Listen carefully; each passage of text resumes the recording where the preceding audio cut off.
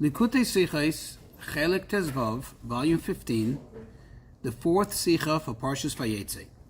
All the stories, narratives, in even specific details that Hashem chose to share with us in the Torah obviously happened as they are described in the Torah. However, the fact that Hashem wants us to know about it tells us that there is a great lesson in it for us. Otherwise, of what purpose would it be? Of what use would it have been for us to know those specific details? So in this Sikha, we're going to learn about something which is discussed at length in this week's Parsha, the idea of Yaakov amassing his wealth specifically of sheep, primarily of sheep, working with sheep, and then later becoming very rich off the sheep. What is this idea? What is the concept of the sheep? Just as an introduction, something we should keep in mind, will help us throughout the Sikha. There's something called Seder Hishtalshelus. Literally, it means the order of evolvement, which means that basically Hashem obviously is beyond any whatsoever interaction in the world. However, he chooses to emanate his godly energy into the world, and that goes through a whole order of evolvement, or if you want to call it a chain of command. That's called Seder Hishtalshelus. So there are higher and so-called higher and lower levels, and each one has its place, and each one, of course, interacts with the other, but then there is a hierarchy, there's an order, there's a pecking order, so to speak. However, when it goes beyond Seder Hishtalshelus, which means Hashem himself, that's beyond any whatsoever consideration of this level or that level. Everything becomes insignificant. Another thing that we should keep in mind, a very powerful concept that will be discussed in the Sikha, bitul, literally means nullification or being void. This bitul means when one feels totally and absolutely subservient to Hashem and doesn't feel, so to speak, themselves as being a separate entity. Bitul means that you're totally void, totally given over, totally, like I said, subservient to something higher than you. So in our Parsha, the Torah tells us at great length and great detail how Yaakov was in the house of his father-in-law, his uncle Lavan, and how he was totally dedicated to the work that he did with shepherding the sheep, number one. And number two, how later, when it came to the point where Lavan was forced to give him his reward for all this work, he achieved that by the means of the sheep. Again, the sheep that gave birth, and the whole story and all the detail that the Torah goes into. So Yaakov's wealth was amassed from sheep. This he became very rich from. As it says, that the man became exceedingly wealthy, and he had sheep. He had many sheep. And then it says he had maidservants and servants and camels and donkeys. And Rashi says that the order in the verse is telling us that first he had the sheep, and with the money that he amassed from all that sheep, that's where he went and he went ahead and bought all the other possessions. That means that the main aspect of his riches was that he was in possession of so much sheep. However, when you look in next week's Parsha, in Parshas Vayishlach, if you recall the story where Yaakov sends the message to Esau, and he tries to impress upon him and intimidate him, and he tells him, listen, I have all this stuff. And what did he first enumerate? What is the, so to speak, order of priority? He says, he says, I had oxen and I had donkeys. And only then does he mention sheep. It's a vitzoin, the eved v'shivcha. So it seems over there that the sheep is less significant or inferior in importance to the oxen and the donkeys. And the question is, what is going on? Why the difference? Why the change? Here it seems that the Parsha is making the emphasis that his main aspect was the sheep, and over there he seems to be almost like a secondary thing. Now, everything that we learn in the Torah, as we said in the introduction, is an everlasting directive for every single Jew in every single time. Especially something that happened to the Avos, to our patriarchs, as the Ramban tells us, Maisei Avos Simon Labanim, whatever happened to them, whatever occurred to them, is a sign and also a pathway for all the descendants later, for every single Jew. So from this we can understand that this concept, this idea of sheep and Yaakov has a connection to each and every one of us in our spiritual service of Hashem. And that there's three things over here that we need to focus on to get our directives. Number one, specifically the idea, the fact that the sheep was the specific source of his riches. In other words, this is the main thing. Number two, that ultimately Yaakov did not suffice with just having the sheep, but he went ahead and he acquired other things too. And number three, that when it comes to dealing with Esav, over there Yaakov puts the sheep in a later spot, so to speak. He puts ahead of the sheep, he puts the aspect of shoyer and chamor, the ox and the donkey and so on. So to understand all of this, we'll do it by means of introducing a very interesting medrash on several psukim of Shir Hashirim and Yeshayahu and so on. But the point that is relevant to us is that the medrash says, in reference to the relationship between us, that is the Yidden, and Hashem, that hu li la'av ani lo leben, that he is to me like a father, and I am to him, we are to him like a son. A line or two later, the same medrash says, hu li liroya, that Hashem is to me like a shepherd, va'ani lo litzayin, and we are to him like his sheep. Now the question is, if we're considered like, quote, a son, a child to Hashem, what more could there be than that? In other words, what does the aspect of being like Hashem's sheep add? If anything, it's insignificant. What value does it have in the love that one has to his sheep, in the how cherished it may be in the shepherd's eyes, in the owner's eyes, versus the relationship between a father and a child? So the explanation of this actually is explained in Chassidus, in Or HaTorah by the Tzemach Tzedek, where he says, if we look at the aspects, what is the idea of sons versus sheep? Son, when you say someone's a son, although of course that in itself inherently indicates that there's a great attachment between the son and the father, because the son comes from the father, but yet at the same time, what is the idea of a son? That he becomes a separate mitzius. He, so to speak, becomes a separate entity for himself once he is born, once he is developed into a son. And that is, of course, we must say, the caveat here, of course, is that ultimately the neshama, the soul, never separates from Hashem. This is only an example when we say it's like a son. Because the neshama, a Jew, can never become separate from Hashem because it's always part of Hashem. But yet, being that it's given this title, it's given this description of being like a son, so this means that it represents, so to speak, the Jew being in the idea and the aspect of a son, where on the one hand he is, quote, a separate entity, yet he is so close and so connected to Hashem, and he is so beloved by Hashem. In other words, he is so important. This idea is what plays a role when we look at matters, when we approach matters from the aspect of Seder Hishtalshelus. Seder Hishtalshelus means the order of involvement. Over there is, a hierarchy. There is, there's more, there's less, and, things play a role. So what we're saying is that since the Yid is like a Ben, therefore he is so special in the eyes of Hashem. However, now we'll focus on the aspect of tzayin, of sheep, when we look at Lemailo Miseder Hishtalshelus, beyond Seder Hishtalshelus, so to speak, Hashem himself.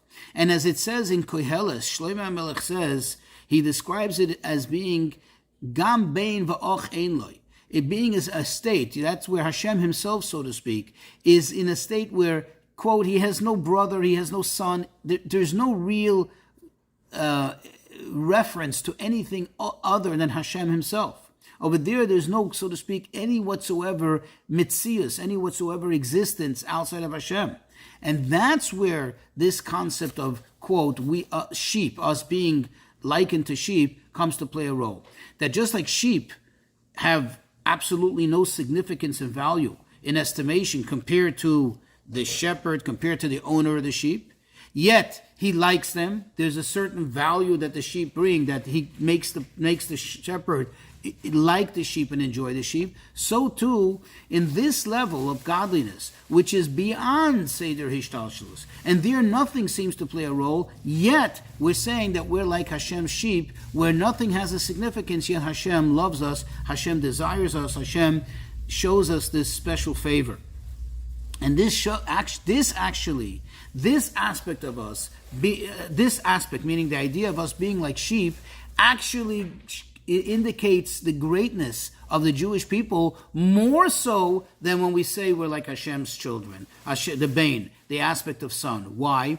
Because here we're saying that even in a level where nothing seems to matter to Hashem, where nothing seems to play a role of significance, yet Hashem still loves us there, and Hashem still desires us and cherishes us. That shows how great we are. But what is this greatness? Why do we use now sheep as an example for this? Why sheep? I mean, when somebody owns any animals, there's also such an insignificance in the value of the animal compared to the value of the human being who owns it. But why sheep specifically? Because sheep have a very powerful aspect. They represent the idea of bittul. Sheep are just sheep that just steer their bottle. They have an absolute bittul to the owner, absolute bittul, even if you ever have seen the way they're sheared and so on. Very, very, they're non-combative. They don't seem to have, so to speak, a mind of their own or a desire of their own. They represent the ultimate in bittul. So how do we become so special by Hashem? Not because we are of significance, not because we carry ourselves as if we have some value, but because of our bittul. That's why Hashem loves us, because we're compared to the sheep. Now, these two descriptions of son versus sheep, actually they hint to the two different modes of avodah. That means the two general modes that a Jew is in. You have the general and most important avodah that a Jew has to be engaged in, and that is study of Torah, limud haTorah. Now, when it comes to study of Torah, there we're like a bain, like a son to Hashem. How so? Because on the one hand, we're connected to Hashem. You're studying Hashem's Torah.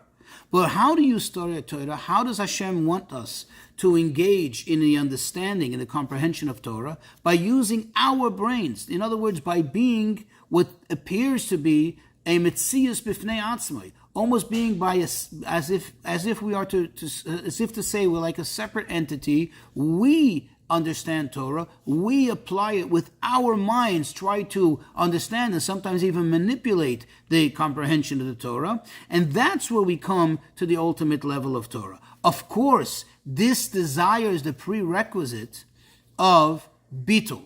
As we say at the end of Shmona Esrei, when we ask Hashem to give us our portion of the Torah, we ask Hashem to give us the comprehension that we need in Torah, we say, "V'nafshi ka'ofar lakol tihiyah psach libri b'serasach." Quote, that my soul should be like dust to everyone, means that I should be totally bottled, and then open my heart in your Torah. So we see, of course, there is the prerequisite that you need, which is bittul, in order to approach Torah. But ultimately, when you're studying Torah, you cannot study Torah with bittul. In fact, Hashem does not want us to do it. If you study Torah with bittul and everything that it says in the book, you just accept and you don't question and you don't debate and you don't deliberate, that's not the study of Torah. That's just, almost like a parrot just repeating words. That's not what Hashem wants. Hashem wants us to use our minds to understand and comprehend the Torah through our minds. So that's where you have the aspect of the bain. However, on the other hand, you have the aspect, the avodah, that a Jew has, which is likened to tzayin. Tzayin, the sheep, which is the avodah of birurim, of going out there into the world to elevate the sparks. In fact, the Alter Rebbe says in Torah that the word tzayin, the word sheep, also comes from the etymology of the word lotzeis, to go out, which means that someone goes out is in a mode of going out of one's comfort zone, of going out of one's spiritual comfort, which is going out of the quintessential 4 amos of the Torah, and to go out there and to work with the world.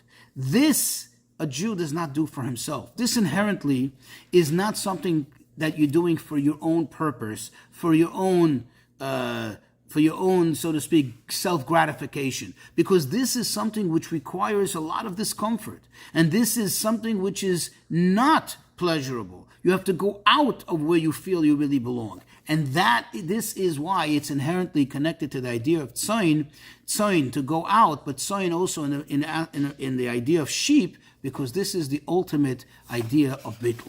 And now we can understand why the idea of tzayin, of sheep, is so much attached and it's so much connected to Yaakov. And let's take now Yaakov as we know him, primarily from these three parshios: Toldos, Vayetze, Vayishlach. We already discussed Vayetze, we mentioned Vayishlach.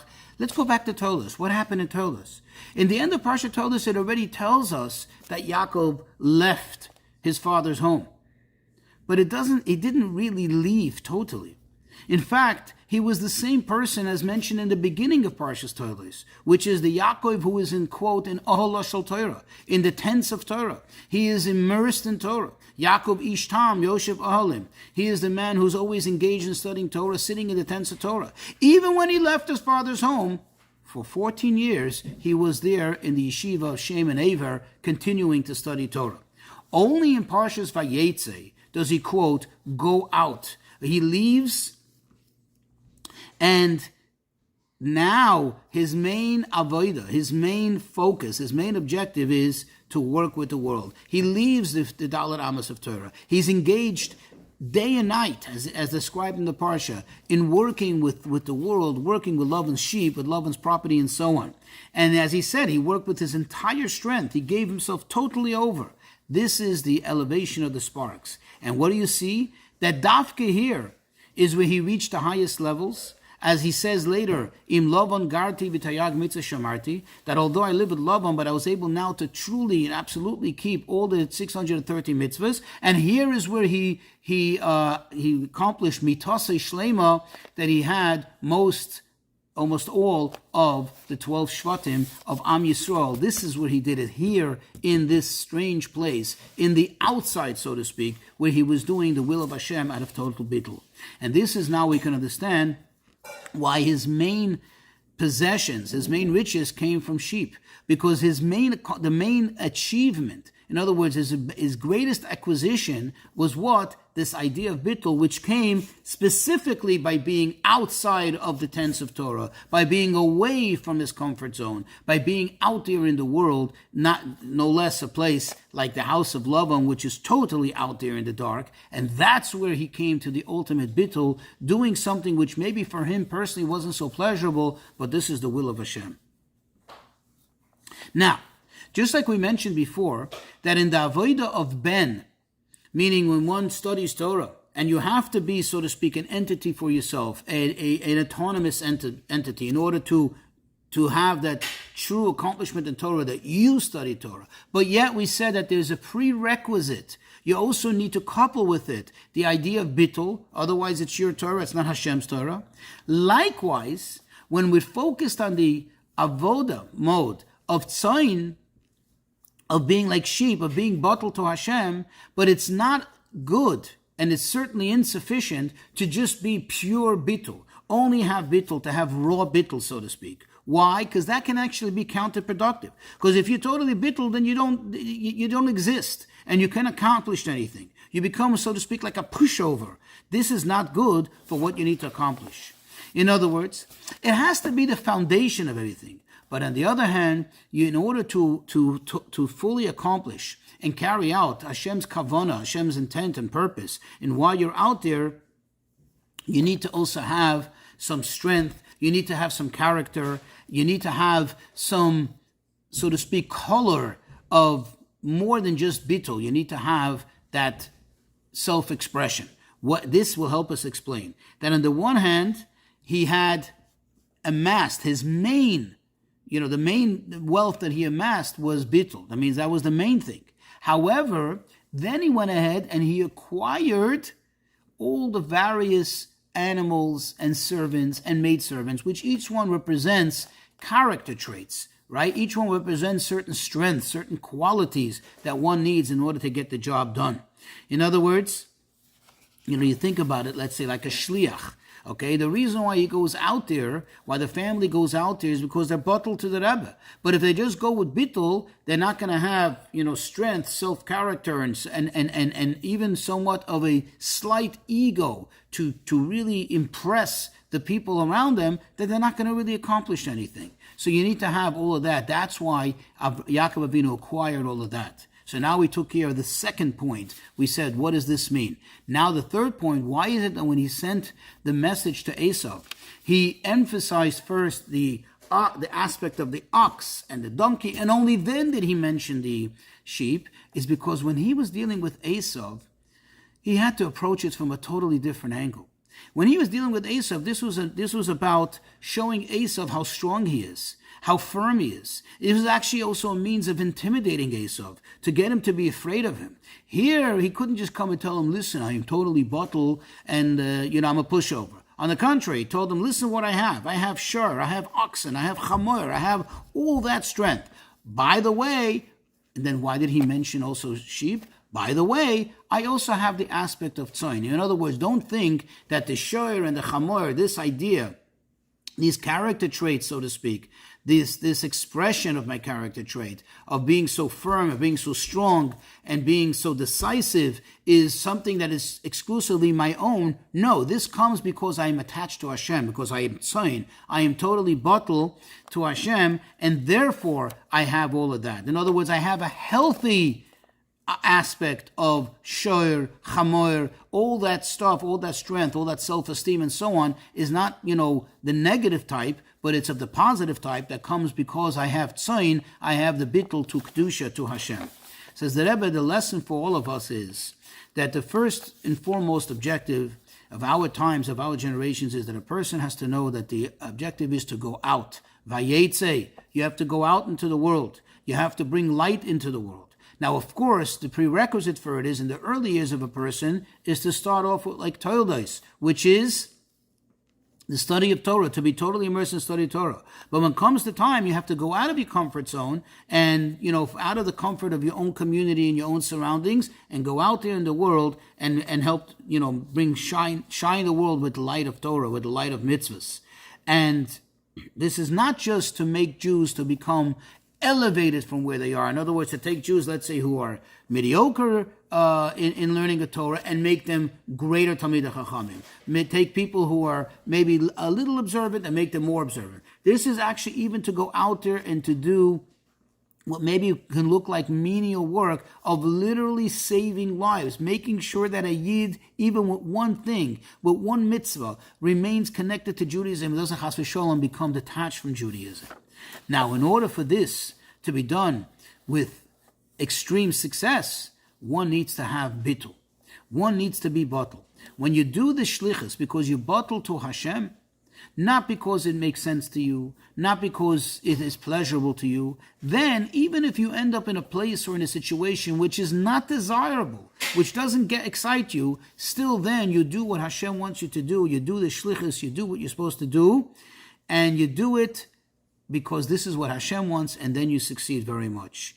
And this is what we see, the blessing, and you see the fulfillment of the blessing by Yaakov, that from all kinds of Jews, in this case, from all kinds of sheep by Yaakov, the various ones, the sickly ones, the spotted ones this way, the ones, the striped ones, each one together, what did they do? It says, Vayelda kol hatzayin, that no matter what happens, no matter what Lavan did, no matter what the opposing powers try to influence, all the sheep, quote, gave birth. They gave birth to white sheep, to good, beautiful Yidden. And this is, of course, the preparation to bring us to the time of Mashiach, when no Yid will be left behind.